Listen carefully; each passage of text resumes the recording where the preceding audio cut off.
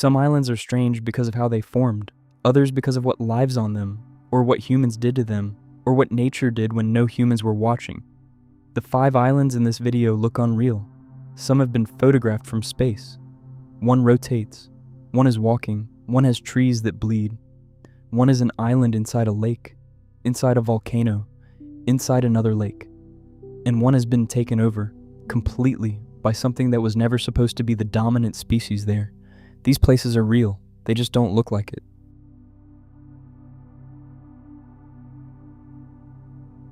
The first island looks like a place that evolution forgot about and then kept to itself for 20 million years. Socotra sits in the Arabian Sea, 240 kilometers east of the Horn of Africa. It is the largest of a 4-island archipelago, covering roughly 3,600 square kilometers of limestone plateau, mountain range, and coastal plain.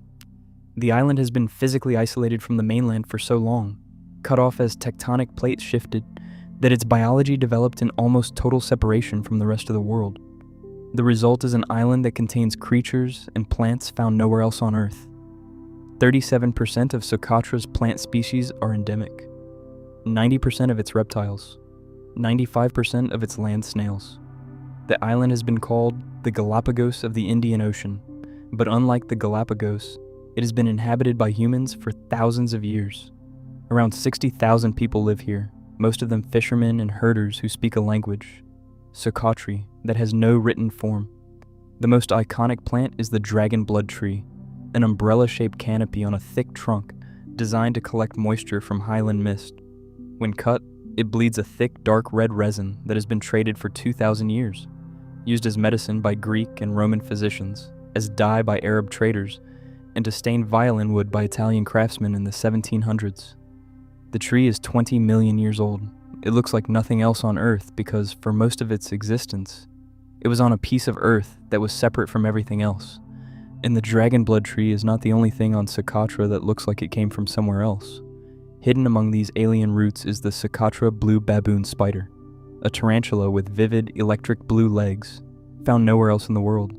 Like everything on Socotra, it evolved here alone, in isolation, and has no close relatives anywhere on the planet.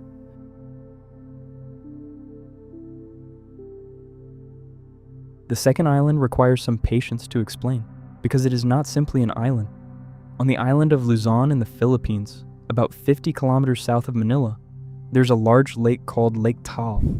Inside that lake sits Volcano Island, a landmass formed entirely by centuries of volcanic eruptions within the lake's caldera. Volcano Island is itself an island inside a lake on a larger island, but it does not stop there. At the center of Volcano Island is Main Crater Lake, a crater that filled with water after a powerful eruption in 1911. It is the largest lake on an island in a lake on an island in the world. And inside Main Crater Lake, rising from the turquoise water, is a small rocky outcrop called Vulcan Point, an island inside a lake, on an island, inside a lake, on an island. Geographers call this a third-order island. There's no agreed word for what Vulcan Point is, because nothing else like it has been officially documented anywhere on Earth. In January 2020, Taal volcano erupted. The eruption was powerful enough to temporarily drain Main Crater Lake, and for several weeks Vulcan Point was no longer an island in a lake. It was just a rocky lump sitting in a dried crater. Then the water slowly returned, the lake refilled, the island came back. The whole impossible geography reassembled itself, and Vulcan Point was once again exactly what it had always been.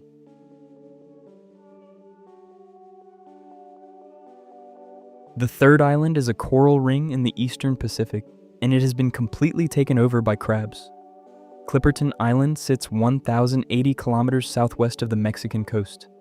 It is a French territory and the only coral atoll in the eastern Pacific Ocean. The island is a narrow ring of coral and sand, roughly 9 square kilometers in total, enclosing a stagnant lagoon that has no outlet to the sea. Because no tidal exchange occurs, the water inside the lagoon has slowly become highly acidic and depleted of oxygen at depth. The surface water supports microalgae and seagrass. Below that, almost nothing lives. The island itself is a different story.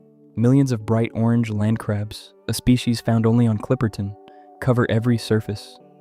They swarm the beaches, the rocks, and any vegetation that tries to grow. Seabirds nest here in huge numbers, but the crabs consume their carcasses, eggs, and droppings with mechanical efficiency. The crabs are the reason there are almost no trees. The island was named after the English pirate John Clipperton, who used it as a hideout in 1705.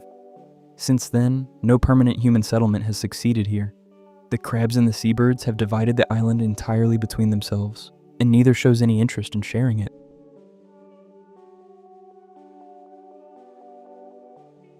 The fourth island is not in the ocean. It is in a river delta in Argentina, and it rotates. El Ojo, the Eye, sits in the Paraná Delta, about 60 kilometers north of Buenos Aires. It is a circular island approximately 118 meters in diameter, floating inside a circular lake that is slightly larger than the island itself. From the air, the two concentric circles look like a perfect geometric drawing, an iris inside an eye, sitting in the muddy wetlands of the delta. The island was first noticed in 2016 by an Argentine filmmaker who was browsing Google Earth while researching locations for a documentary about the paranormal. He spotted the perfect circle in the satellite image and went to investigate. When he reached the island, he found that it was not fixed to the lake bed. It was floating, a dense mat of vegetation and compressed soil that had broken away from the shore and drifted into the middle of the lake. And it was rotating, slowly, steadily, turning on its own axis. The water around El Ojo is unusually cold and clear, transparent against the muddy delta water. Scientists believe the rotation is driven by underground springs or currents below, but no full investigation has taken place. The filmmaker tried to crowdfund an expedition and raised less than 10% of his target. El Ojo continues to rotate, unexplained.